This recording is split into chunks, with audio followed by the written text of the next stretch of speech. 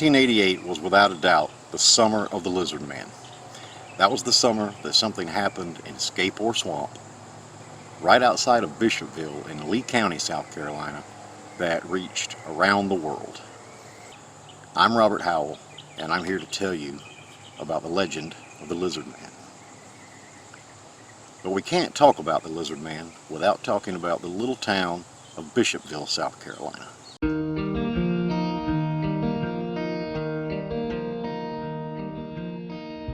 Bishopville, South Carolina is located just off Interstate 20 between Columbia and Florence. It's a great little town of about 3,500 folks. A perfect little southern town. There's lots to do here.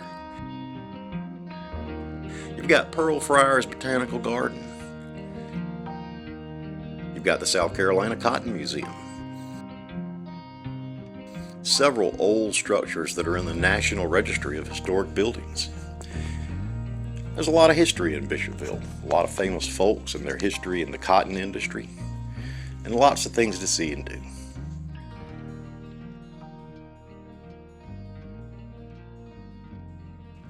But when the sun goes down, Bishopville is known for something else.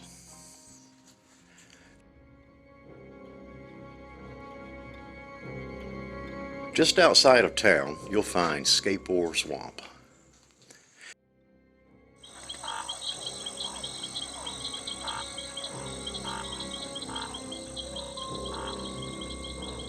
It was here that teenager Christopher Davis stopped one evening in June of 1988 to change a flat tire while on his way home from work.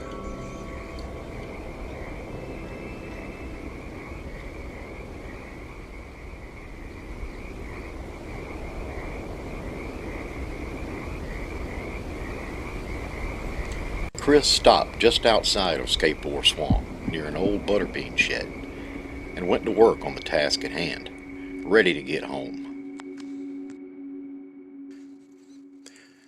As Chris was completing the tire change, he noticed something coming toward him from across the field.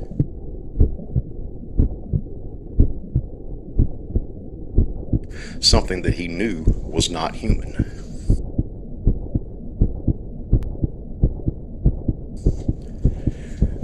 Chris jumped into his vehicle and began to speed away. The creature kept up with Chris to speeds of almost 40 miles per hour.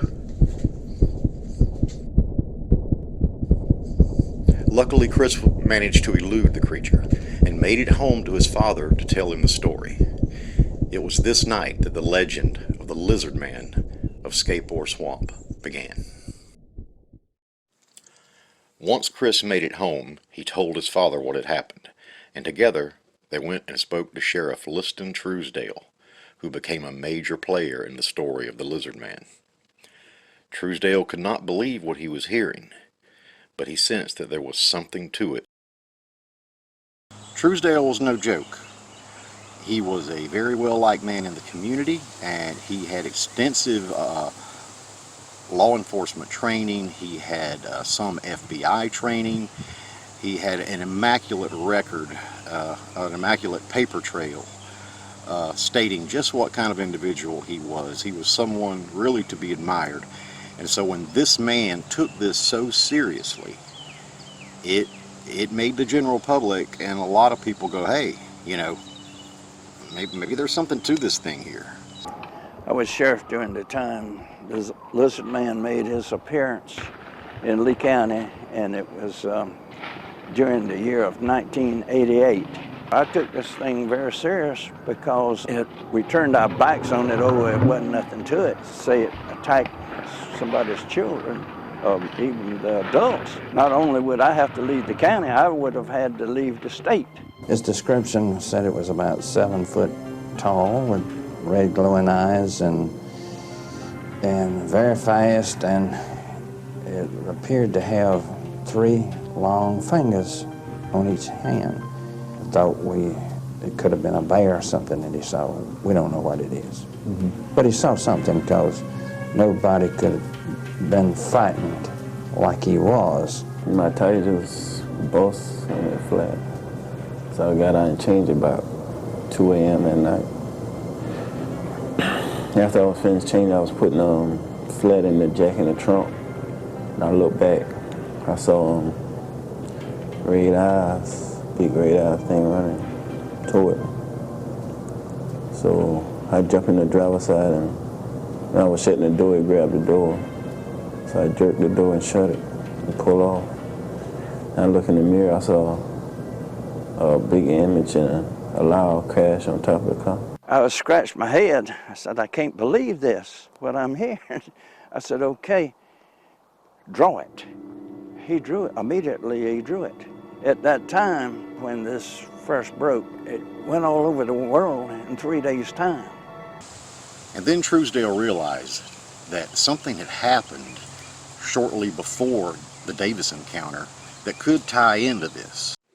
Truesdale wondered if this was related to an incident at the Tom and Mary Wayne residence, where their Ford LTD had been damaged in the night by an unknown creature. Chrome was ripped from the body of the car. Truesdale knew that something odd was going on in Browntown. When the story hit the newspapers, the Carolinas were abuzz with what was known as Lizardmania, and soon the story was beginning to spread throughout the world. And I got calls from all over the world. One of the things that the media has done, they would take it from Chris Davis and that was all, but this thing, at least 12 people saw it. The morning that I saw what I saw, I was loading the plane right over here, like I always do, and taxied out on the runway here. Started my takeoff roll. And there's a point down here that if you're not off the ground, you better throttle back and stop. After that point, you better hope you fly.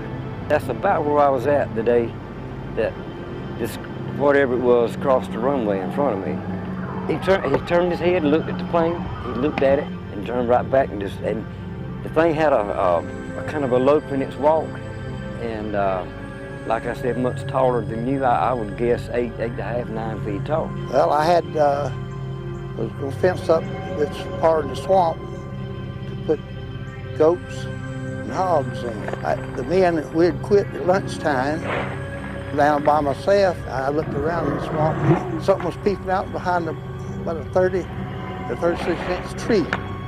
I looked at it and it looked at me. I never saw anything like that before in my life. His eyes was red, had a head shaped almost like a human head. The witnesses that saw the creature were credible people. George Holloman was riding his bicycle through Scape Swamp one evening when he stopped to take a drink at the artesian well right down near the bridge. It was there that he saw something standing across the road staring at him. According to George, it went one direction and he went in another as fast as he could. Lizardmania was ramping up all over the world, and soon radio stations were offering rewards for the capture of the elusive Lizard Man. As far as the eye could see, you had people selling t-shirts, video cameras, taking photographs, walking in the woods. You had people, hunters, going out there looking for the thing. You had a guy that came dressed in a tinfoil suit that thought that the tinfoil, the aluminum, the sunlight would attract the thing's attention and lure it out. It was just totally amazing. We had one guy even called and asked Truesdale if Bishopville had an international airport. Can you imagine that? WCOS has posted a $1 million reward for capture and delivery of that alleged Lizard Man, which has been seen near Bishopville. On a little bicycle. That's how we affect that away, now that away. They seeing something. I don't know what they see, but too many people that see something, and I don't think they drinking all this juice when they're telling us what they see. I run upon something that I've never seen before because the tracks were approximately, I'll say 7.5 inches wide, 14 inches long. And then there were the footprints. The prints were found by 2 deputies on Bramlett Road in Browntown near Scape Swamp. They were discovered right near an overturned trash can where apparently something had been scavenging for food. Plaster casts were made of those prints, and even though their origin was never determined, people came from miles around to see them and hear the story of the Lizard Man.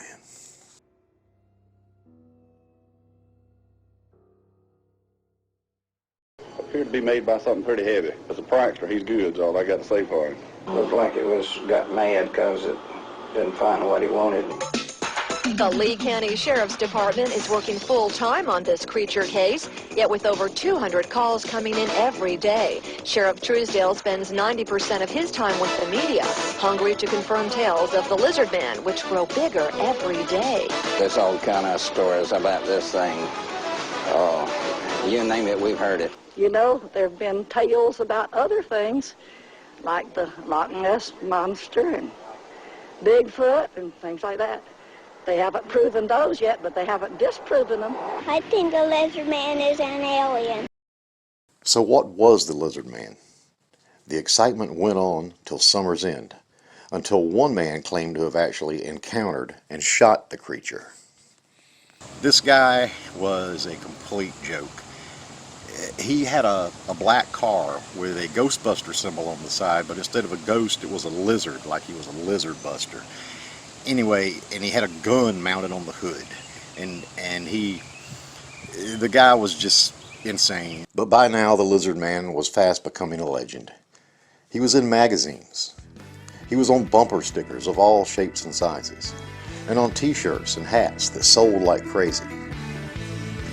Bishopville local Roy Atkinson even wrote a song about him called the Lizard Man Stomp. Oh, play your watchdog and do the Lizard Man Stomp. And local celebrity Jim Nesbitt also tackled the Lizard Man with his 45 simply titled The Lizard Yeah, Man. $1 million bounty in Lee County for the Lizard Man. The old sheriff said I'm gonna track him down, but he didn't get very far out of town. He stopped off shaking at a local bar. But after the media frenzy died down and the Lizard Man wasn't seen for a while, he began to fade from our memory. The old butterbean shed where Chris Davis first saw him was in ruin, and Scape Swamp was quiet. Was he still out there? Many wondered. Time would answer that.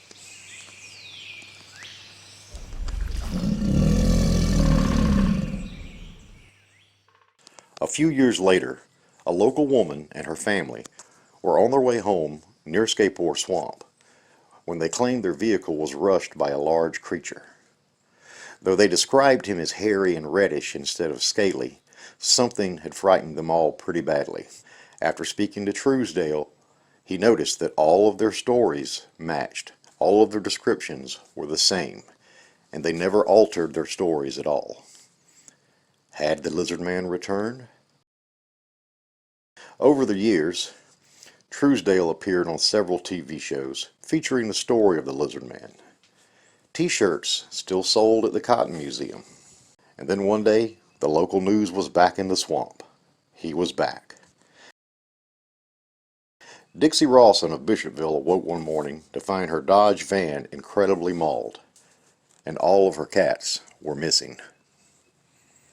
But I get up every morning, I open the door and I look out and see where all my kitties are. Open the door and I went, what? All their blankets and all their towels were all up and down the driveway. 10 minutes later, Bob was going to go to the hardware store for me. He comes back in, he says, honey, put on your coat and shoes. I want to show you something. So he comes out and the car. And I mean, we're just like, oh my God, what?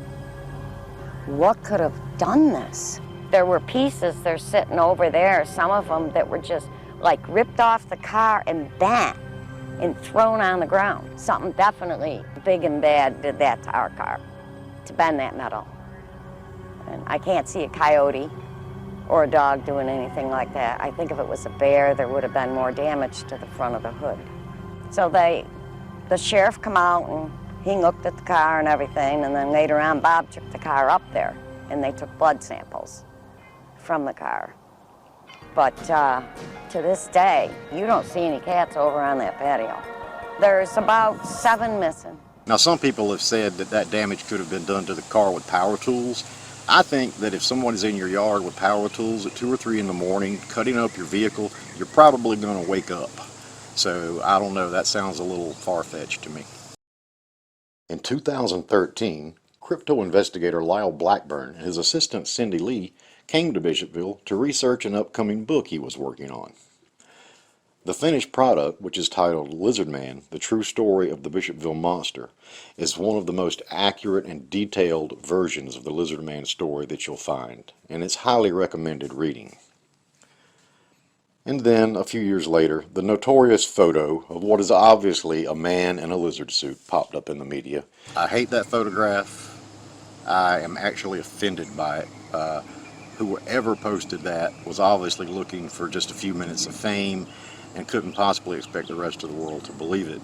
Unfortunately, it made a lot of people laugh at the legend of the Lizard Man. So things have been quiet for a while again.